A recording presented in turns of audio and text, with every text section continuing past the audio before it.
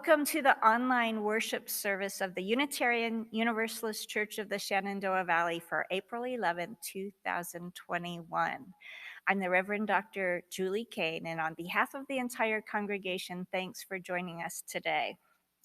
This month of April, we are celebrating a new theme of nature, both in our worship services and our covenant groups, to coincide with the celebration of Earth Day later in the month on April 22nd. And so our theme for today is Save the Earth, and our opening words are by our very own longtime member, Claudia Martin, a poem that she wrote, and I shared it at Easter time last year. But it's so lovely, I felt like it was a great way to start off today's service. It's called Walk into Spring. The cold winds of winter were biting my skin. The soft winds of spring are caressing me. Sunshine elevates my shadow to be a giant I cannot get rid of as much as I try. It is real and yet not real, poised in a silent zone of collateral motions. The barren branches wave their own shadows on the greening grass. A mockingbird sings, poised on my evergreen tree companion of winter times. And now, 10,000s of tree blossoms replace the winter snow, each single blossom a harbinger of hope, the exuberance of possible new life.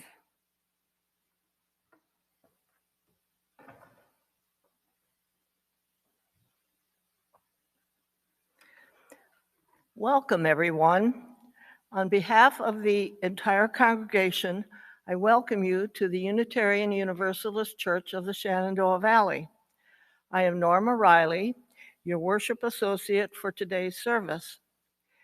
We gather together with our doubts and our convictions, with our fears and our hopes, with our failures and our aspirations, with our sorrows and our joys. Whether you are joining us today for the first time or you've been a member or friend for many years, we are glad you are here. Whatever faith you have known, if any, whatever your background, whoever you are, whomever you love, however you arrived here, you are welcome. Now, as Annette Risan comes forward, let us all say together from our homes the words for lighting our chalice. In the light of truth and the warmth of love, we gather to seek, to sustain, to share. And I invite you to join with us as we say our covenant. Love is the spirit of this church. The quest for truth is its sacrament. To dwell together in peace, to seek the truth in freedom, and to help our neighbor. To these ends, we covenant one with another.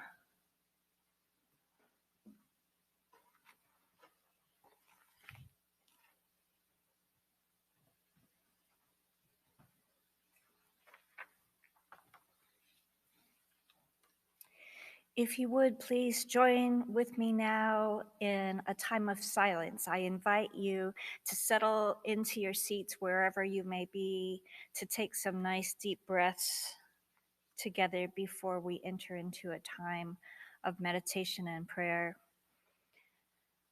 As we have done this whole past year of the COVID-19 pandemic, we want to pause and hold in the silence together the devastating impacts of this coronavirus on health, on loss of lives, on the economy, so many levels of impact. And it's touched all of our lives. Fortunately, of course, with the vaccines, we can see a glimpse of a future where we can resume our normal social activities, including joining together in our church sanctuary. In today's silence, I want to lift up not only the trauma that each of us and all of us collectively have had to face in this year of the pandemic, but to also name some other traumas that are in the mix. Uh, we know that climate change has created devastating impacts on many communities throughout our nation and around the world.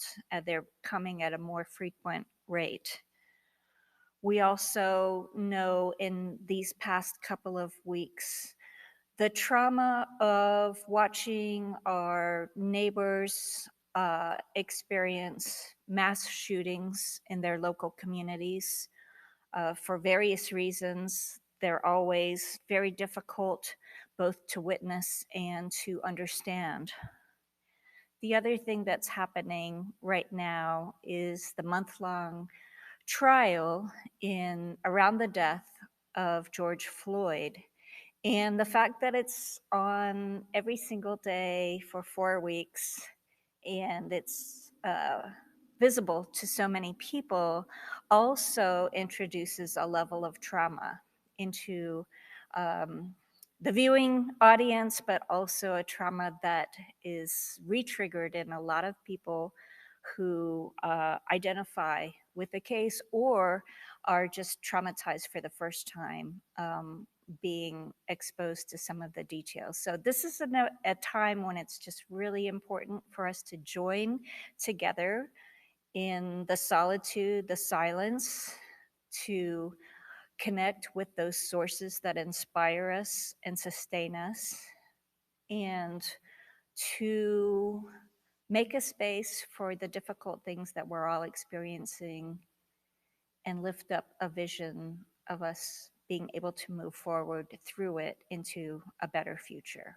So join with me now, if you will, in the silence.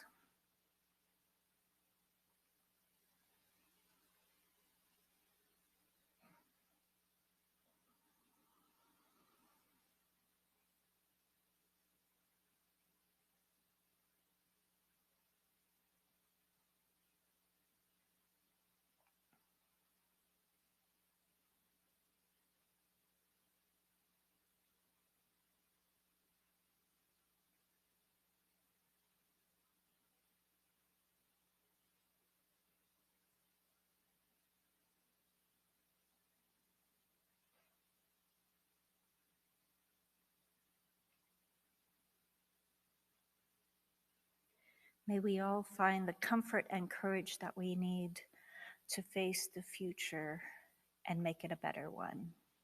May it be so.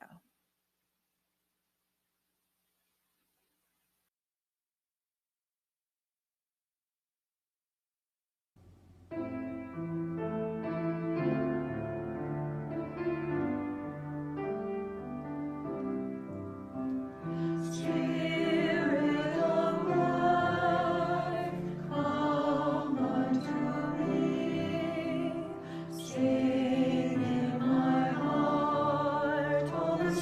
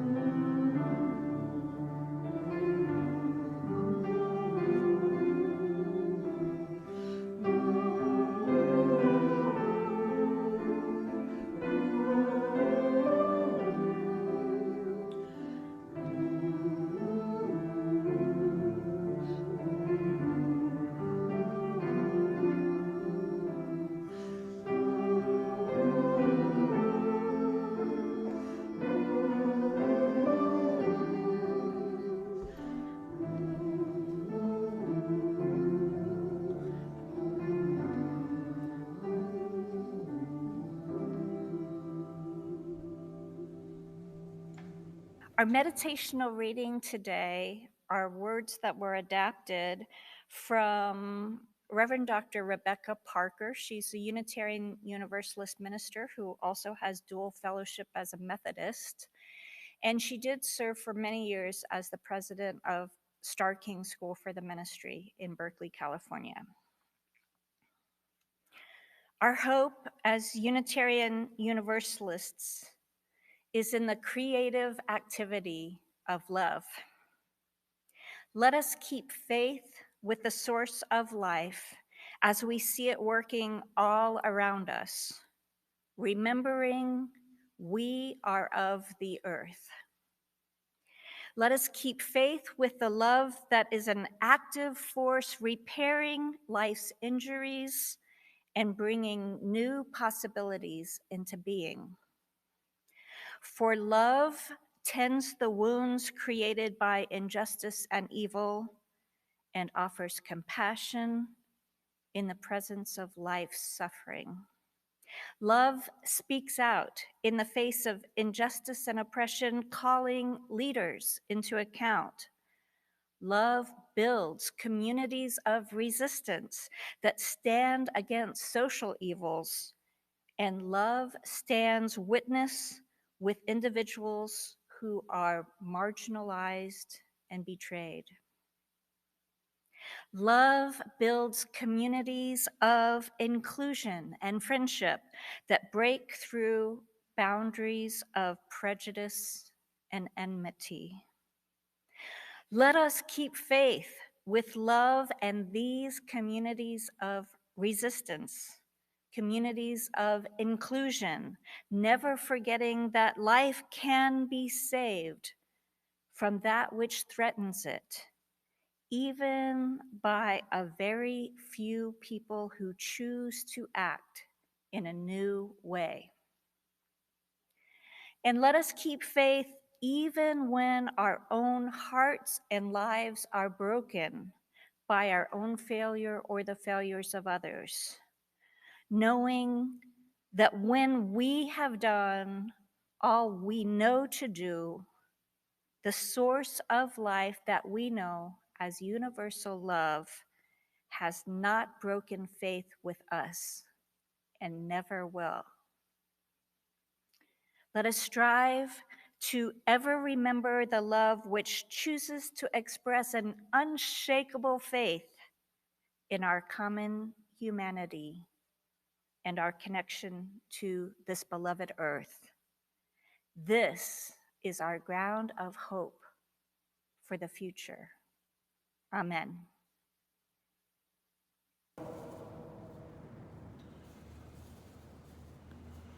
Deep, deep peace from the earth to you. Deep, deep peace from the sky to you. Deep, deep peace from the sea to you. Deep, deep peace from me to you. Deep, deep peace.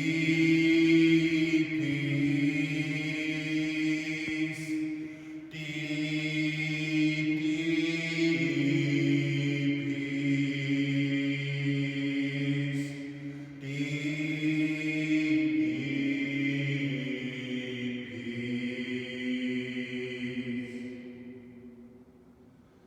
Deep, deep peace from the wind to you. Deep, deep peace from the flower to you. Deep, deep peace from the tree to you. Deep, deep peace from me to you. Deep, deep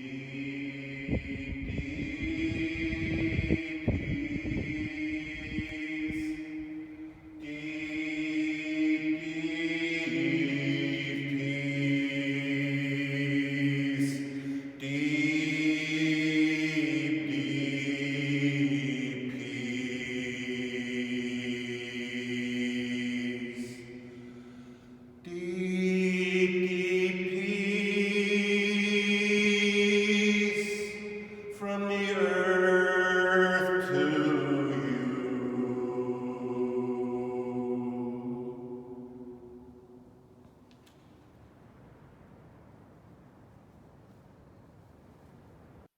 Our readings today come from our gray hymnal called Singing the Living Tradition.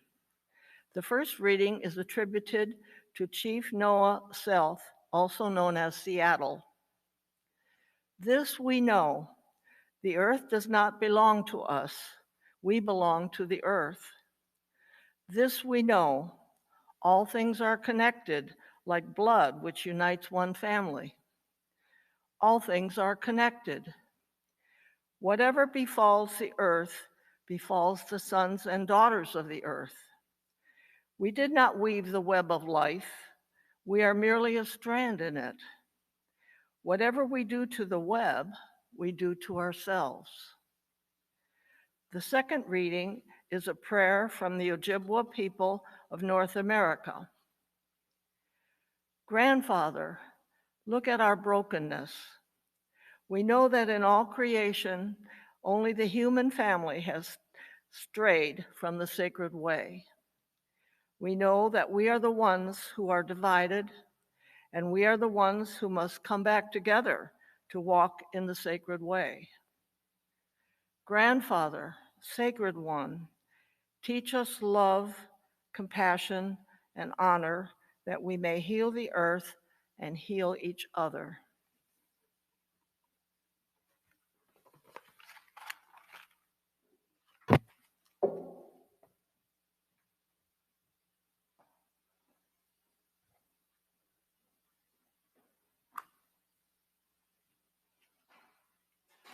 As a Unitarian Universalist minister, I feel grateful that Earth Day is recognized every year in our congregations as a natural and essential part of our liturgical year of Sunday services. As Unitarian Universalists, we feel at home in nature, perhaps a bit more than some of our co-religionists of other faiths. Not only is the interdependent web of all life, in which we humans are just one part, is one of our 7 principles, we are proud to have helped to create a uniquely American philosophical tradition with the Transcendentalist movement. The Transcendentalists reinstated a mystical experience of nature as an invaluable component of human intellectual history and of American religious life.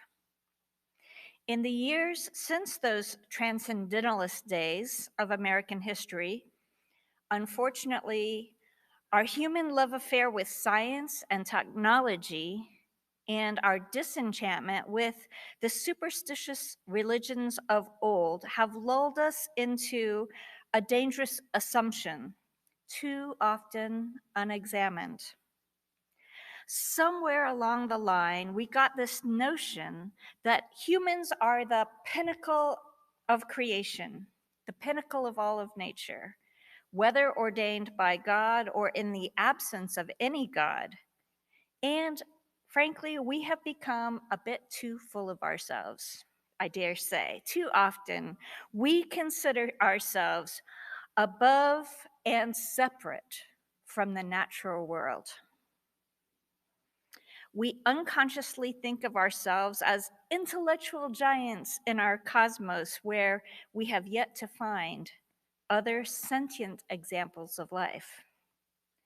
But we forget our true origin is from this unique planet that can sustain life out of a mind-boggling process in which all of it was created, including us, from the very ingredients of the stars.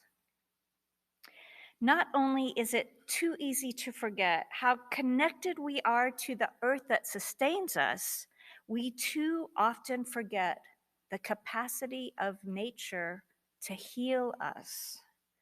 I don't necessarily mean in a pharmaceutical way, although that is certainly true, but I mean in a deeper psychological, emotional, even spiritual way. When I was a little girl, at the time Earth Day started, around beginning elementary school, just outside of Washington, D.C. in Maryland, I remember learning about how pollution was a bad thing. All the ways we throw our trash into the environment without worrying about how it hurts the environment, animals, or people. The Environmental Protection Agency that we know as the EPA was created in 1970 to help us monitor how well we are doing in limiting the harmful ways and impacts that we have as humans on the environment. Who would have guessed that 50 years later, we would have leaders in government who were specifically chosen to dismantle the protective agencies that took so long to create?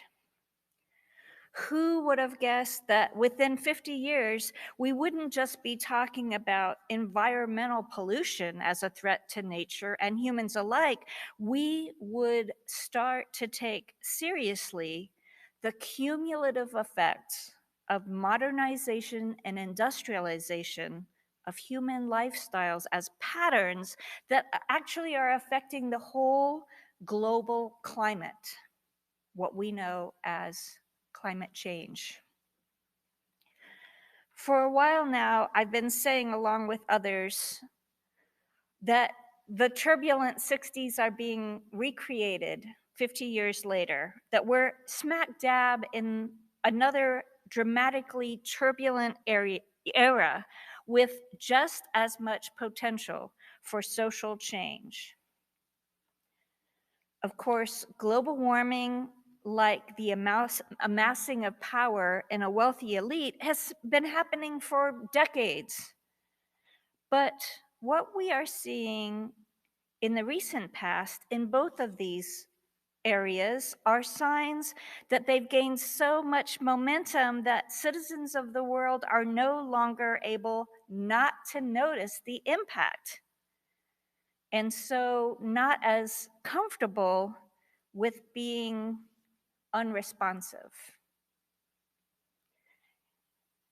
And of course, in this past year, with the onset and widespread impact of COVID-19 on this human family residing on planet Earth, we are being challenged to understand at deeper levels just how interdependent our whole world is, not just in terms of climate change that has the capacity to devastate whole communities or economic markets, but also the literal physical health that we all share as human beings is intimately related. It's not enough for us to be able to have vaccines here. We have to have them everywhere in order to really come to terms with the pandemic, global pandemic.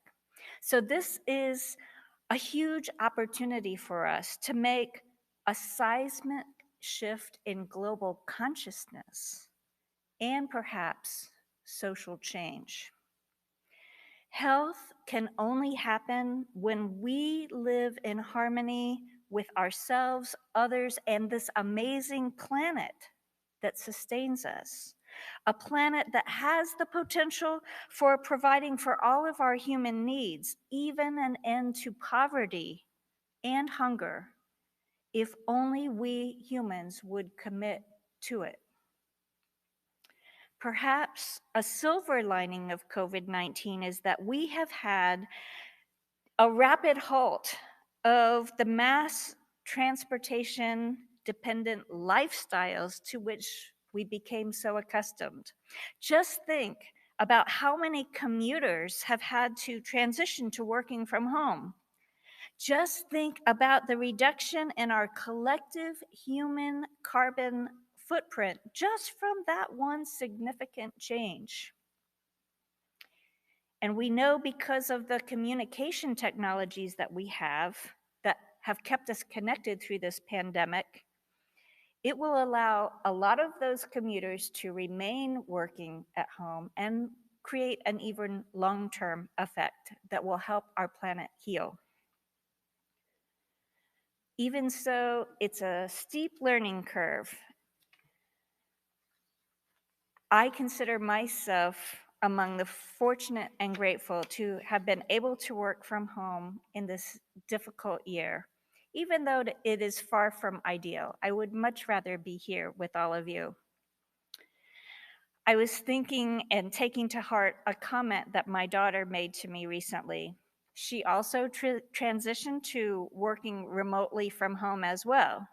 She said, "It's not just that we are working from home, we are also living at work." So it's not always easy to find a healthy balance between the two. And those of us who spend a lot of time on Zoom definitely know that, or hooked to our computer monitors or our phones.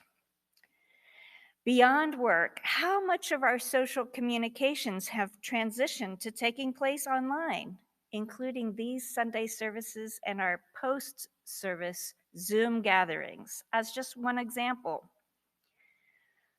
The upstart of that is that we can benefit from participating in opportunities that we would not have been able to do if we were having to travel a distance. So on Sunday morning, the last Sunday of this month, actually, in celebration of Earth Day, we will actually be able to share worship service offered by the Unitarian Universalist Ministry for the Earth, which is an affiliate organization of the Unitarian Universalist Association. So it's part of the upside of being able to gather online, even if it's hopefully temporarily. Closer to home, even though we have been quarantining during the pandemic, our own church members have still joined a sizable crowd from our local communities to form a new chapter of the Citizens Climate Lobby, which is designed to build education and coalition for local actions that protect our precious earthly home right here in our own backyards and neighborhoods. The important thing for us to know this Earth Day of 2021 is that we can save our planet. We human beings do have the power to stop having a negative impact on our Earth home and its inhabitants if we look at our conscious choices and make some fundamental yet radical changes. We really need to do this because as of yet, there is no planet B. Even the scientists who are looking for other possible Class C planets like the Earth, where we might move if we had to do it, suggest that the much simpler alternative is to just take better care of the planet we already have, this amazing planet. So we have to take matters into our own hands and do everything we can to break our bad habits. And we have to do that together because we know it's not going to happen all by itself. We have a responsibility not just to the earth and to each other, but to all the people who will be born after us. So may we join our prayer this Earth Day month with the beautiful one shared earlier from the religious tradition of the Ojibwa people of North America. May we look at our brokenness and see that the human family has strayed from living in harmony with the cycles of our Mother Earth. May we see that we are the ones divided from one another and the earth, so that we can return to our roots of harmony and balance. And this Earth Day of 2021, may we embrace love, compassion, and honor in our earthly ways so that we can rise to the challenge of both healing the earth and healing each other. May it be so.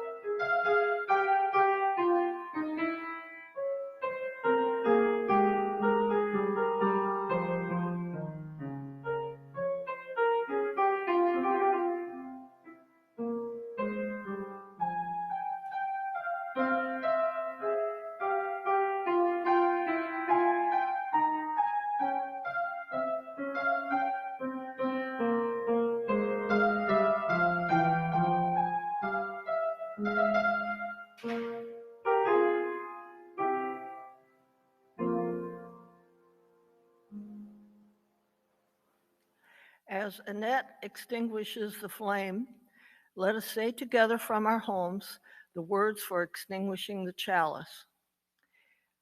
We extinguish this flame, but not the light of truth, the warmth of our community, or the fire of commitment. These we carry in our hearts until we meet again. The purpose of the church is to encourage all who gather to grow more generous in spirit and in action. We hope you will consider making an offering after today's service through our webpage, uushenandoah.org.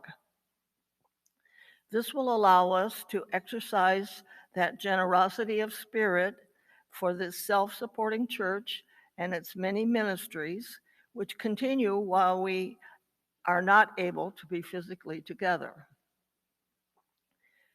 We invite you to join our church community at noon at our virtual post-service gathering for the joys and concerns, followed by our coffee hour conversations in smaller breakout groups. The Zoom link is found in your UUCSV email.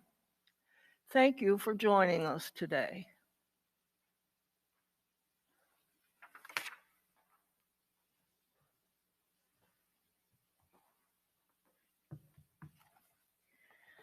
Before I share these closing words with you by the Unitarian Universalist minister, William Schultz, I want to mention that our Share the Plate organization recipient for this month celebrating Earth Day is the Nature Conservancy.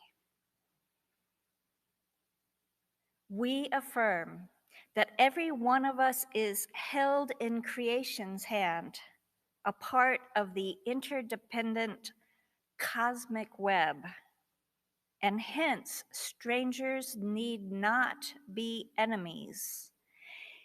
And no one is saved until we all are saved, and all means the whole of creation. Stay safe, stay strong. Thanks for joining us, and we'll see you next time.